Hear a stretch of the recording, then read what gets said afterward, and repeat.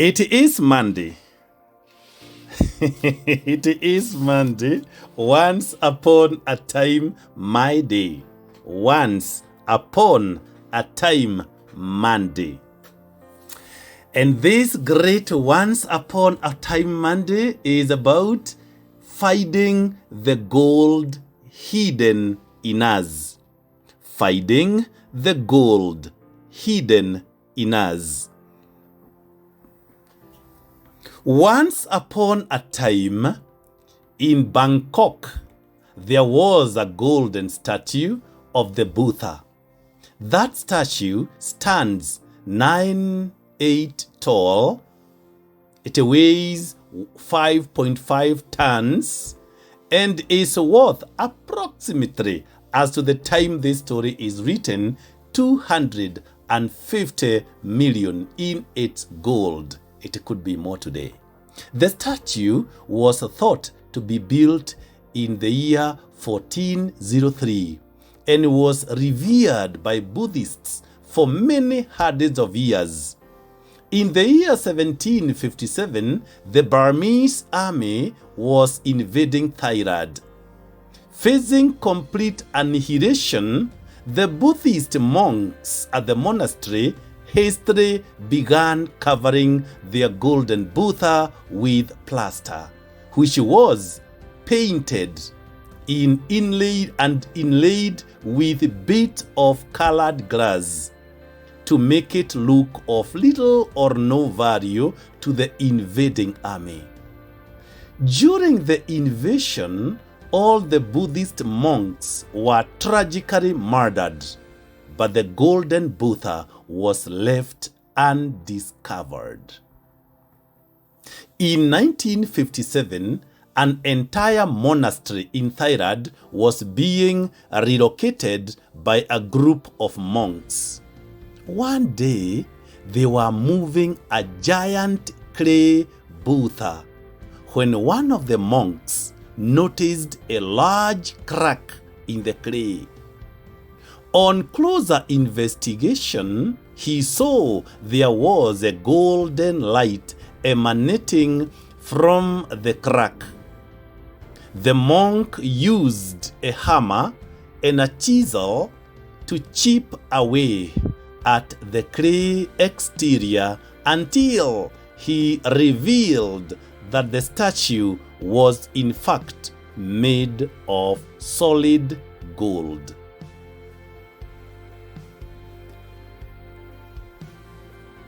In our daily prayer, we come to the knees and often ask ourselves, who are we really? Why am I here? And where am I going?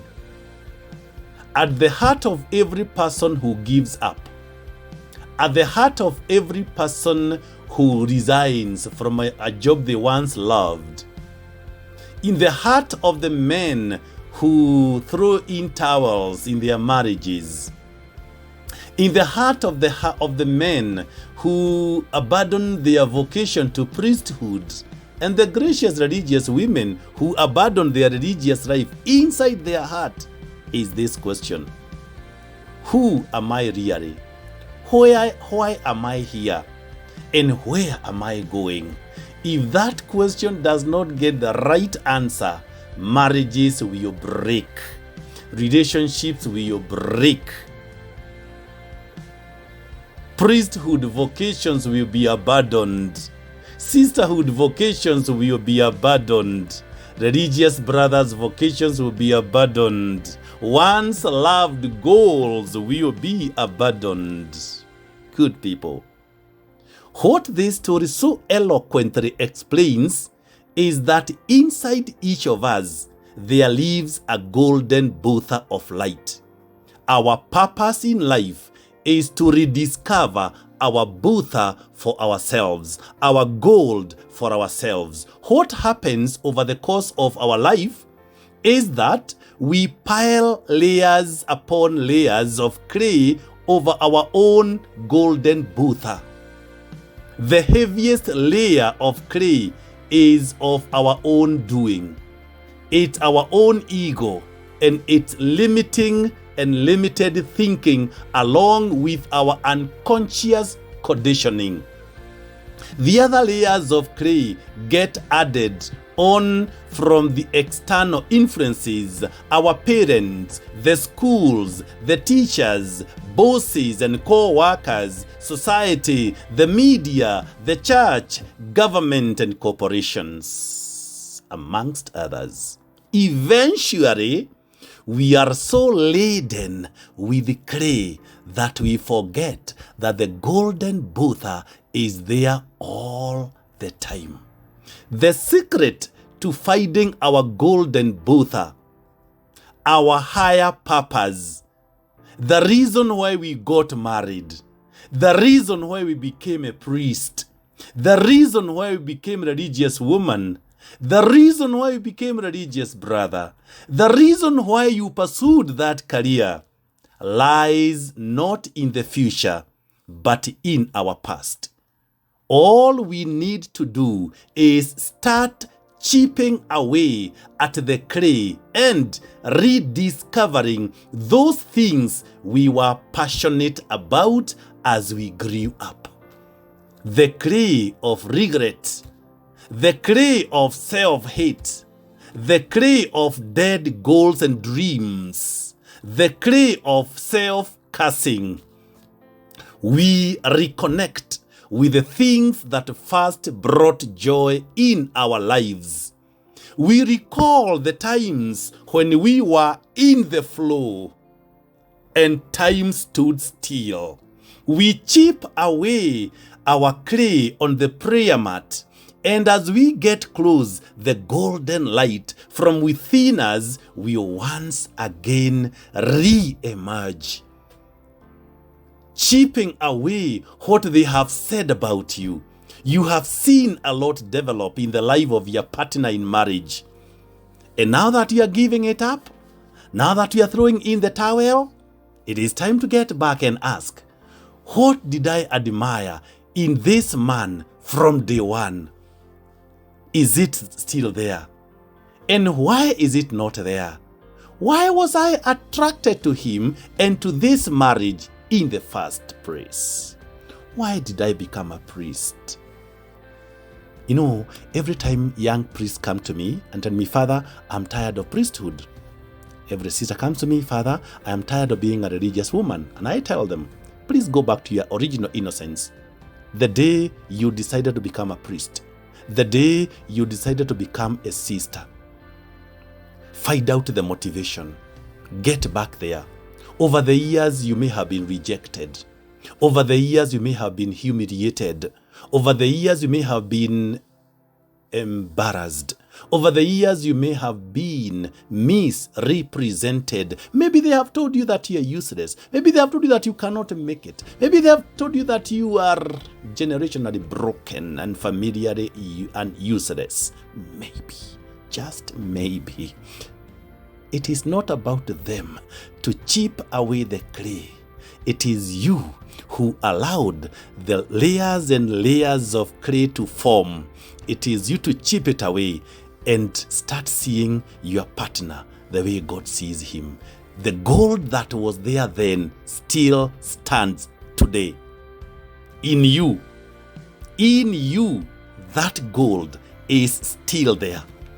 So if you are writing a letter of resignation, get back to the purpose where you are in that job.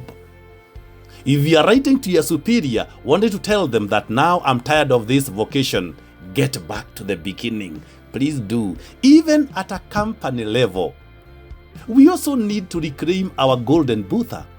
I believe that most organizations are founded with a golden intent. They are started with a higher purpose to improve humanity and not damage the planet. However, over the time, the clay appears in the form of poor management, flawed systems, board pressure, and shareholder demands. The most vital role for leadership is to unearth that higher purpose again and make it both the glue and the guiding north star of the company. My dear friend, imagine a world where every person and every company would return to their natural state, their golden Buddha. Just imagine. Just imagine. Good people. The golden Buddha encourages us to rise above overwhelming, difficult circumstances. It is a remarkable story which has become a metaphor to help us understand who we truly are. Each one of us is born as pure gold. Did you hear that? You who is resigning, you who want to leave priesthood, you who want to leave sisterhood, you who is leaving your marriage, you who is leaving a goal that you have worked on for many years, remember, each one of us is born as pure gold. My brother, you are pure gold. My sister, you are pure gold.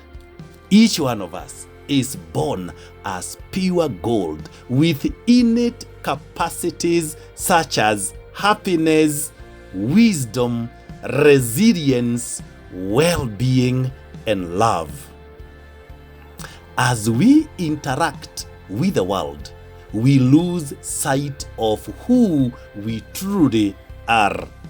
Our thinking becomes contaminated, and we forget we have these innate capacities. Our solid gold center gets covered in layers and layers of clay and goldy colored glass. We begin to think our happiness is out there and that we have to search for it higher and low.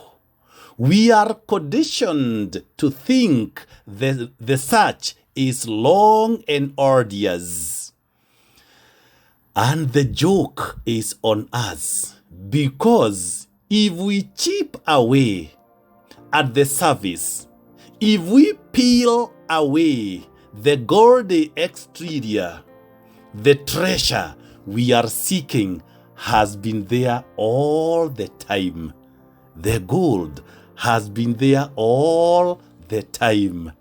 My dear friend, it is not time to give up. It is time to chip away the clay. May God give you the right chisel to do the job.